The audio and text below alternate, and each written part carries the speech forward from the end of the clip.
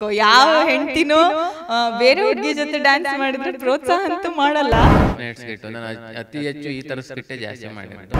ಒಳ್ಳೊಳ್ಳೆ ಸಿನಿಮಾಗಳು ಮಾಡಬೇಕು, ಅತಿ ಹೆಚ್ಚು ಸಿನಿಮಾ ಮಾಡಬೇಕು ಅಂತಿದ್ದೆ. ಸರಿ ತಪ್ಪು ಅಂತ ವಾದ ವಿವಾದ ಆದಾಗ ಆಗ್ತಾನೆ ಇರ್ತದೆ ಜೋರಾಗಿ.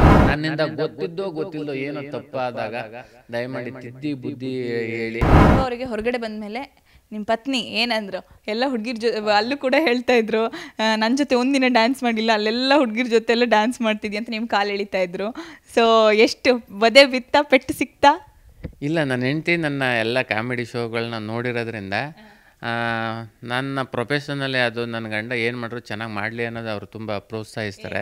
ನಿಜ ಹೇಳಬೇಕು, ಯಾವ ಹೆಂಡ್ತಿನೂ ಬೇರೆ ಹುಡುಗಿ ಜೊತೆ ಡ್ಯಾನ್ಸ್ ಮಾಡಿದ್ರೆ ಪ್ರೋತ್ಸಾಹ ಅಂತೂ ಮಾಡಲ್ಲ. ಸೊ ಸತ್ಯ ಹೇಳಿ, ಬೈಸ್ಕೊಂಡ್ರೆ ಏನಾದರೂ ಸೀಕ್ರೆಟಾಗಿ? ಇಲ್ಲಿ ನನ್ನ ಹೆಂಡತಿ ಇಲ್ಲಿ ಅವಳು ನನ್ನ ಹೆಂಡತಿ ಎದುರು ಕೇಳಿದ್ರೆ ಏನಂತ ಹೇಳೋಕ್ಕಾಯ್ತದೆ? ಇಲ್ಲ, ನನ್ನ ಹೆಂಡತಿ ಯಾಕೆಂದರೆ ನನ್ನ ಹೆಂಡತಿ ಗೊತ್ತು ನನ್ನ ಗಂಡ ಮಾಡೋದೆಲ್ಲ ಬರೀ double meaning skit, first night skit. ನಾನು ಅತಿ ಹೆಚ್ಚು ಈ ಥರ ಸ್ಕಿಟ್ಟೇ ಜಾಸ್ತಿ ಮಾಡಿರೋದು. ನಾನು ಮಾಡಿದ್ದೀನಿ ಅನ್ನೋದಕ್ಕಿಂತ ಹೆಚ್ಚಾಗಿ ಒಬ್ಬರು ಡೈರೆಕ್ಟರ್ ಆಗ್ಬೋದು, ರೈಟರ್ ಆಗ್ಬೋದು, ನನಗೆಲ್ಲ ಆ ಥರ ಪಾತ್ರ ಮಾಡಿಸವ್ರೆ.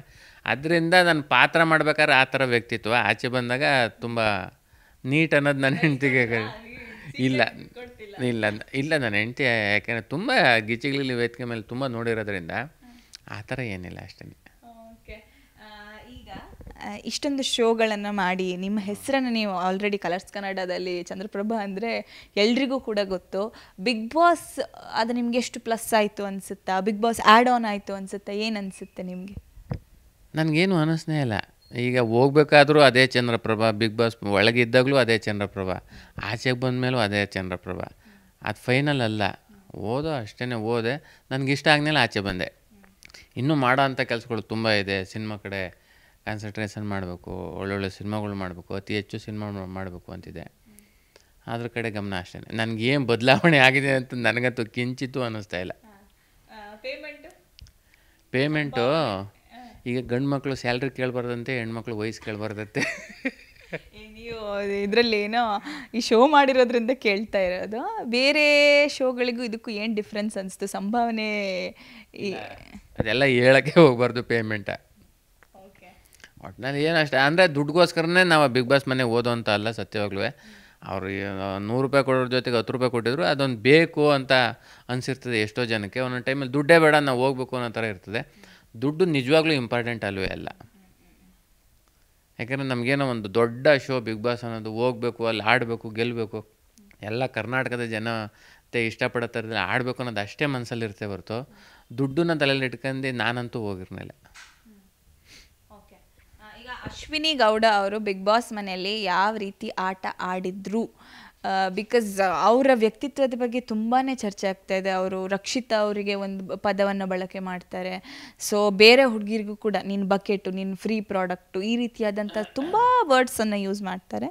ಸೊ ನಿಮ್ಗೆ ಏನು ಅನಿಸುತ್ತೆ? ಅವರು ಯಾವ ವಿಚಾರ ಅಂತ ಕ್ಲಾರಿಟಿಗೆ ಹೇಳ್ಬಿಟ್ರೆ ಅದ್ರ ಬಗ್ಗೆ ನಾನು ನೀಟಾಗಿ ಹೇಳ್ಬಿಡ್ತೀನಿ ಅಂತ. ಗಿಲ್ಲಿ ಅವ್ರ ಜೊತೆ ಆಟಾಡ್ತಾ ಇದ್ದಾಗ ಫ್ರೀ ಪ್ರಾಡಕ್ಟ್ ಅಂತ ಹೇಳಿ ಕರೀತಾರೆ ಕಾವ್ಯ ಅವ್ರನ್ನ. ಓಕೆನಾ?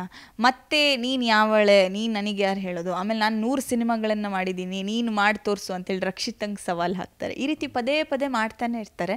ಬೇಕು ಅಂತ ಕಾಲು ಎಳ್ಕೊಂಡು ಬರ್ತಾರೆ ಅಥವಾ ಏನು ಅನ್ಸುತ್ತೆ ನಿಮಗೆ?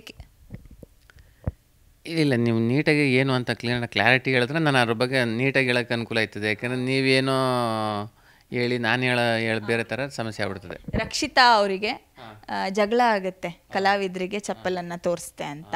ಆ ಸಂದರ್ಭದಲ್ಲೂ ಕೂಡ ಅವ್ರನ್ನ ಟಾರ್ಗೆಟ್ ಮಾಡಿ ಸಾಕಷ್ಟು ಹೇಳ್ತಾರೆ. ಮತ್ತು ಇನ್ನೊಂದು ಕಡೆ ಅವ್ರಿಗೆ ಕೊಡೋದಿದೆ, ವಾಪಸ್ ಕೊಡುವಾಗ ರಕ್ಷಿತಾ ಅವರಿಗೆ ಹೇಳ್ತಾರೆ, ನಾನು 100 ಸಿನಿಮಾಗಳನ್ನು ಮಾಡಿದ್ದೀನಿ, ನೀನು ಮಾಡಿ ತೋರಿಸು ಅಂಥೇಳಿ ಚಾಲೆಂಜನ್ನು ಮಾಡ್ತಾರೆ. ಅದಕ್ಕೊಂದು ಟ್ರೋಲ್ ಕೂಡ ಆಗಿದೆ. ರಾಜ್ ಬಿ ಶೆಟ್ಟಿಯವರು ಆಲ್ರೆಡಿ ರಕ್ಷಿತಾಗೆ ಸಿನಿಮಾ ಕೊಟ್ಟಿದ್ದಾರೆ, ನೀವೇನು ಹೇಳೋದು? ಈಗ ಆಲ್ರೆಡಿ ಹಾಕ್ಕೊಳ್ತಾರೆ ಅಂತ. ಸೊ ಏನು ಹೇಳ್ತೀರಿ? ಅವತ್ತು ಏನಾಯಿತು ಅಂದರೆ ಆ ಕಾಯಿನ ಪಟ್ಕೊಳ್ಳೋ ಅಂಥ ಟೈಮ್ನಲ್ಲಿ ಇವರು ರಕ್ಷಿತಾ ಅವ್ರನ್ನ ಹೋಗಿ ಕೇಳಬೇಕಾಯ್ತು, ನನಗೆ ಆ ಕಾಯಿನ್ ಕೊಡಿ, ನಾನು ಕ್ಯಾಪ್ಟನ್ ಆಗ್ತೀನಿ ಅನ್ನೋ ಥರ. ರಕ್ಷಿತಾ ಫಸ್ಟು ನನ್ನ ಜೊತೆನೇ ಹೇಳ್ಕೊಂಡತ್ತು. ಅದು ನಾನು ರಕ್ಷಿತಂಗೆ ಹೇಳಿದೆ, ರಕ್ಷಿತಾ ಹೋಗಿ ಕಾಯಿನ್ ಕೇಳು ಅಶ್ವಿನಿ ಮೇಡಮ್ ಅವ್ರನ್ನ, ಅವ್ರನ್ನ ಅಂತ. ಇಲ್ಲ ಚಂದ್ರಣ್ಣ, ನನಗೆ ಬೇಡ, ನಾನು ಅವ್ರನ್ನ ಕೇಳೋದು ಇಲ್ಲ, ಅವರ ಕಾಯಿನೂ ನನಗೆ ಬೇಡ ಅಂತ ಹೇಳ್ಬಿಟ್ಟಿದ್ಲು. ಆಯಿತು ಬೋಣಮ್ಮ ಅಂತ ಅಲ್ಲಿ ಸ್ಟಾಪ್ ಆಗಿತ್ತು.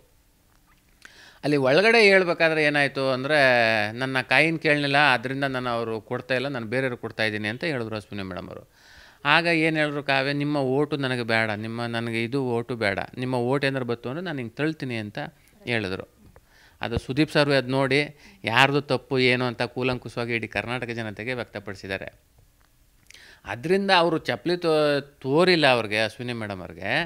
ಆ ಓಟು ನನಗೆ ಬೇಡ ಅಂತ ಹಿಂಗೆ ಕಾಲಿನಲ್ಲಿ ತಳ್ಳಿದ್ದಾರೆ. ಮತ್ತು ಕಲಾವಿದರಿಗೆ ಅವಮಾನ ಮಾಡೋ ಥರದಲ್ಲಿ ಯಾವತ್ತೂ ಇವರು ರಕ್ಷಿತ್ ಅವರು ಏನೂ ಮಾತಾಡೇ ಇಲ್ಲ ಕಲಾವಿದರಿಗೆ. ನೀವು ಅವ್ರು ಜಾಸ್ತಿ ಮಾತಾಡ್ತಾ ಇರ್ಬೇಕಾದ್ರೆ ನೀವು ನಾಟಕ ಮಾಡಬೇಡಿ, ಇದು ಸೀರಿಯಲ್ ಅಲ್ಲ, ನೀವು ಆ್ಯಕ್ಟ್ ಮಾಡಿಬಿಡಿ, ವಾಸ್ತವ ಸತ್ಯತೆ ಏನದೆ ಅದು ಹೇಳಿ ಅಂತ ಹೇಳಿದ್ದಾರೆ ಅಷ್ಟೇ. ಅದು ಸುದೀಪ್ ಸರ್ವ ಕ್ಲಾರಿಟಿ ಕೊಟ್ಟವ್ರೆ, ನೀವು ನೋಡಿರ್ತೀರ ಅಂತ ಅನ್ಕೋತೀನಿ. ಅದರಲ್ಲಿ ರಕ್ಷಿತಂದು ಕಲಾವಿದರಿಗೆ ಅಶ್ವಿನಿ ಗೌಡ ಅವರು ಯಾಕೆ ತುಂಬಾ ಕಾಲ್ ಕೇಳ್ಕೊಂಡು ಹೋಗ್ತಾರೆ ಜಗಳಕ್ಕೆ? ಇಲ್ಲ, ಅಲ್ಲಿ ವಾದ ವಿವಾದ ಆದಾಗ ಏನಾಗ್ಬಿಡ್ತದೆ ಅಂದರೆ ಅದು ಸರಿ ತಪ್ಪು ಅಂತ ವಾದ ವಿವಾದ ಆದಾಗ ಆಗ್ತಾನೇ ಇರ್ತದೆ ಜೋರಾಗೆ. ಅದರಿಂದ ಅವ್ರು ಕಾಲು ಕೆರ್ಕೊ ಹೋಗ್ಬೇಕು ಅಂತ ಏನಿಲ್ಲ. ಯಾಕೆಂದರೆ ಅಶ್ವಿನಿ ಮೇಡಮ್ ಅವ್ರಿಗೆ ಹೊರಗಡೆ ಒಂದು ತುಂಬ ಹೆಸರಿದೆ. ತುಂಬ ಕನ್ನಡ ಪರ ಹೋರಾಟ ಮಾಡಿದಂಥವ್ರು, ಮಹಿಳೆ ಪರವಾಗಿ ಹೋರಾಟ ಮಾಡಿದಂಥವ್ರು, ಅವ್ರಿಗೆ ತುಂಬ ಹೆಸರಿರೋದ್ರಿಂದ ಅವರು ಜವಾಬ್ದಾರಿಯಾಗಿ ಆಟ ಆಡ್ತಾ ಇದ್ದಾರೆ ಅಂತ ಅನ್ನಿಸ್ತದೆ. ಎಲ್ಲೋ ಗೊತ್ತಿಲ್ಲದೋ ಏನೋ ಸಣ್ಣ ಪುಟ್ಟ ತಪ್ಪಾಗ್ಬೋದು. ಎಲ್ಲಿ ತಪ್ಪಾಗಿದೆ, ಯಾಕೆ ತಪ್ಪಾಯಿತು, ಯಾರ್ದು ಸರಿ ಯಾರು ತಪ್ಪು ಅಂತ ಸುದೀಪ್ ಸರ್ ವಾರದಲ್ಲಿ ಒಂದು ದಿನ ಬಂದಾಗ ಅವ್ರಿಗೆ ಪ್ರತಿಯೊಬ್ಬರಿಗೂ ಎಲ್ಲಿ ತಿತ್ಕೋಬೇಕು ಅನ್ನೋದ್ರ ಬಗ್ಗೆ ತುಂಬ ಅವ್ರಿಗೆ ಮನವರಿಕೆ ಮಾಡ್ತಾಯಿದ್ದಾರೆ ಸುದೀಪ್ ಸರು. ಅದರಿಂದ ಅದನ್ನು ತಿದ್ಕೊಂಡು ಎಲ್ಲ ಸ್ಪರ್ಧಿಗಳು ಒಂದು ಬಿಗ್ ಬಾಸಲ್ಲಿ ಆಟ ಆಡೋ ಕಡೆ ಗಮನ ಇದೆ ಅಂತ ನಾನು ಹೇಳೋಕ್ಕೆ ಇಷ್ಟಪಡ್ತೀನಿ.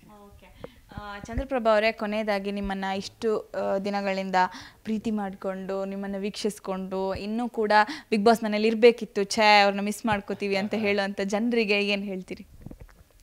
ನಾನು ಹೆಚ್ಚು ಕಡಿಮೆ 10 ವರ್ಷದಿಂದ ನನ್ನ ಮಜಾ ಬರ್ತಾ ಗಿಚ್ಚಿಗಿಲಿ ಸಿನಿಮಾ ಆಗ್ಬೋದು ಎಲ್ಲದರಲ್ಲೂ ಚಂದ್ರಪ್ರಭುನಿಗೆ ತುಂಬ ಕರ್ನಾಟಕದ ಎಲ್ಲ ಜನತೆ ಆಶೀರ್ವಾದ ಮಾಡಿದ್ದಾರೆ, ಚಪ್ಪಾಳೆ ತಟ್ಟಿದ್ದಾರೆ, ಪ್ರೀತಿ ತೋರಿದ್ದಾರೆ. ಮತ್ತು ಬಿಗ್ ಬಾಸ್ನಲ್ಲಿ ಅವರ ಓಟ್ ಕೊಟ್ಟು ಪ್ರೀತಿ ಆಶೀರ್ವಾದ ನೀಡಿದ್ದಾರೆ.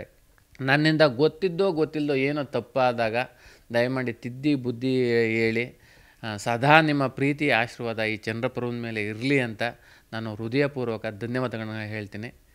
ನಮಸ್ಕಾರ. ಸೊ ಇದಿಷ್ಟು ಕೂಡ ಬಿಗ್ ಬಾಸ್ ಸ್ಪರ್ಧಿ ಚಂದ್ರಪ್ರಭಾ ಅವರ ಮಾತುಗಳು. ಒಂದಿಷ್ಟು ಅವರ ಜರ್ನಿ, ಕಂಟೆಸ್ಟೆಂಟ್ಗಳ ಬಗ್ಗೆ, ಯಾಕೆ ಹೊರಗೆ ಬಂದರು, ಎಲ್ಲದರ ಬಗ್ಗೆ ನಮ್ಮ ಜೊತೆಗೆ ಮಾತಾಡಿದರು. ಮತ್ತೆ ಮತ್ತೊಂದು ವಿಶೇಷ ವ್ಯಕ್ತಿ ಜೊತೆ ನಿಮ್ಮೆಲ್ಲರನ್ನ ಭೇಟಿ ಆಗ್ತೀನಿ. ಅಲ್ಲಿವರೆಗೂ ನೋಡ್ತಾ ಇರಿ ವಿಜಯವಾಣಿ ಡಿಜಿಟಲ್ ಮೀಡಿಯಾ.